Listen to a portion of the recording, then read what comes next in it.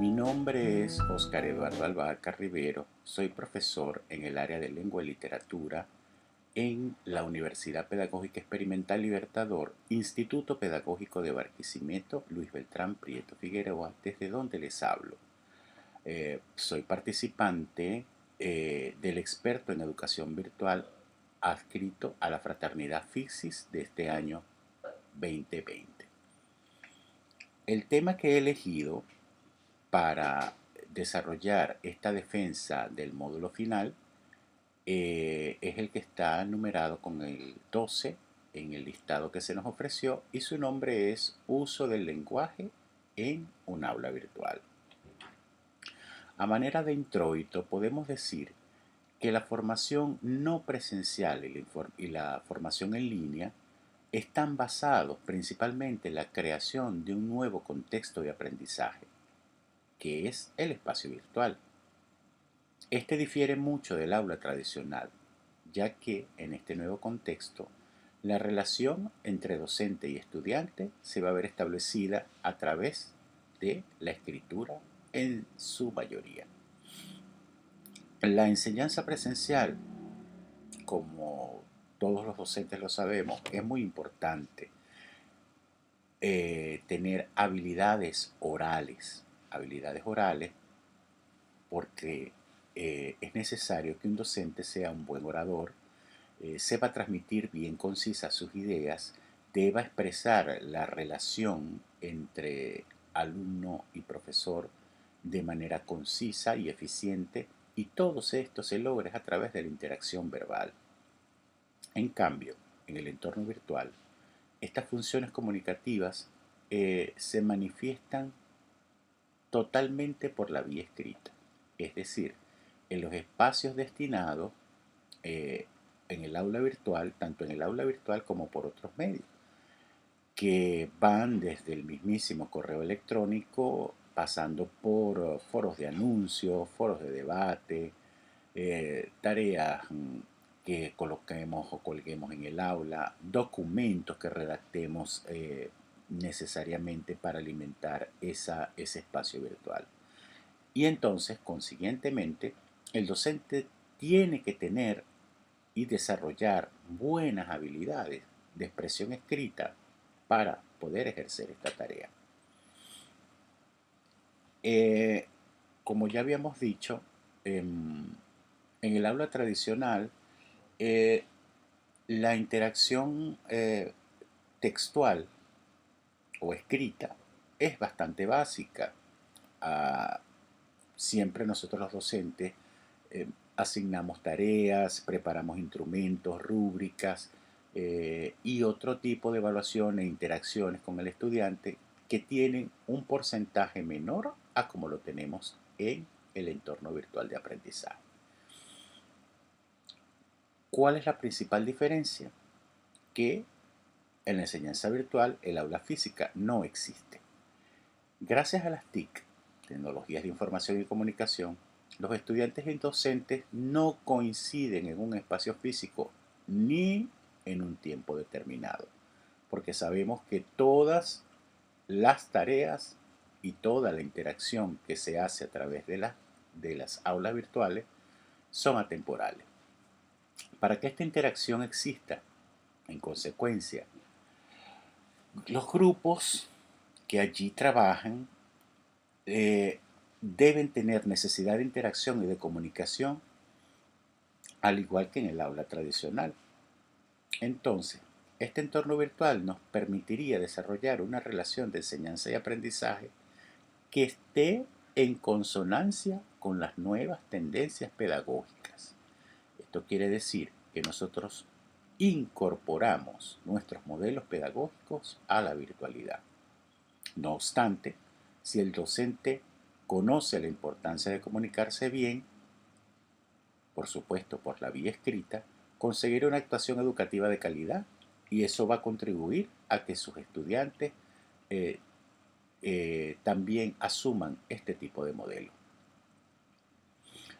En este sentido, los espacios y los documentos y los mensajes, para hacer la idea más completa, que el docente transmita a través de los espacios de comunicación del aula, deben reunir las cualidades que tiene todo texto.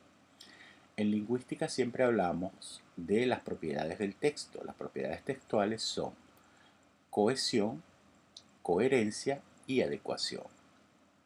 Podíamos trasladarlas a la virtualidad diciendo que para tener una comunicación efectiva en el aula virtual debemos tener 1. Adecuación a la situación. 2. Coherencia en el contenido. Y 3. Claridad y corrección en el lenguaje. Veamos un poco cada uno.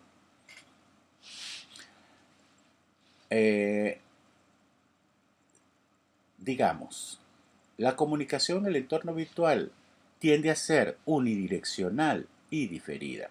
Esto es, que a diferencia de una conversación coloquial como la teníamos en el aula tradicional, la virtual no permite la interacción simultánea entre emisor y receptor.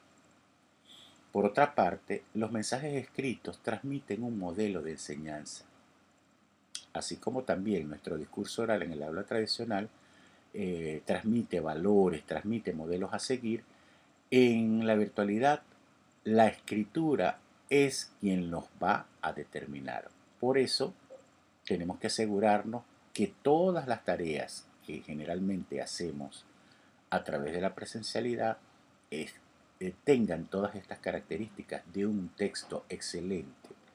¿Por qué? Porque el docente es un modelo para los estudiantes, eso lo sabemos todos. Y los mensajes del docente son un modelo de comunicación. Si tenemos una escritura efectiva, lograremos también que los espacios de la escritura en el aula ayuden al estudiante a copiar estos modelos. Por lo general, el estudiante siempre tiene a su profesor modelo. Aprovecharíamos la virtualidad para que también en la escritura sean un modelo. Digamos también que la escritura es el instrumento fundamental del entorno virtual con el que llevaremos a cabo la mayor parte de la tarea docente. Eso ya lo hemos dicho. Las actividades como la corrección, las propuestas de actividades nuevas sobre temas relacionados con la materia, vehiculan siempre mediante un mensaje escrito que hay que situar en un espacio comunicativo y determinado. El campus virtual se caracteriza por tener espacios de interacción común. Esto es, en primer lugar, buzón para la comunicación individual, foro de consultoría, foros de debate para la comunicación colectiva en el aula virtual. La comunicación de los docentes, ¿cómo debe ser? Debe reunir por lo menos un esquema. El esquema tradicional y que podemos llevar al aula virtual consta de varios pasos.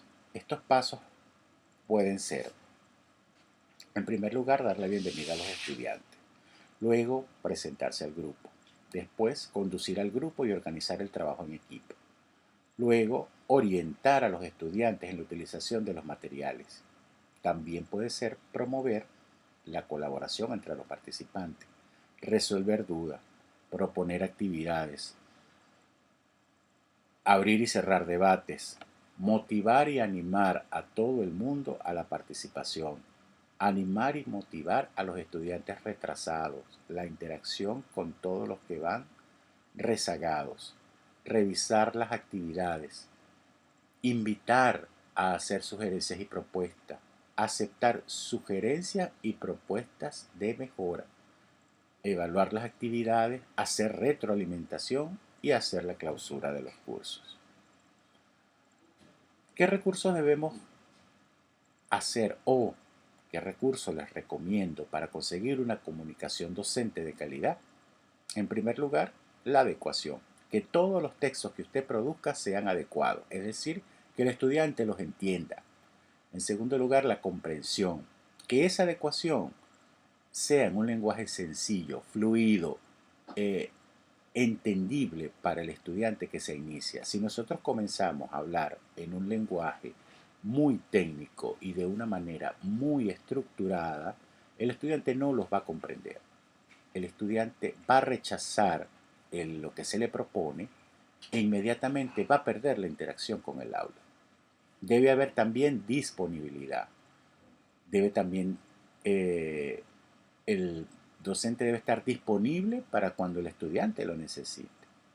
Debe también tener una actitud investigadora y resolutiva, que no se quede todo allí, sino que avance.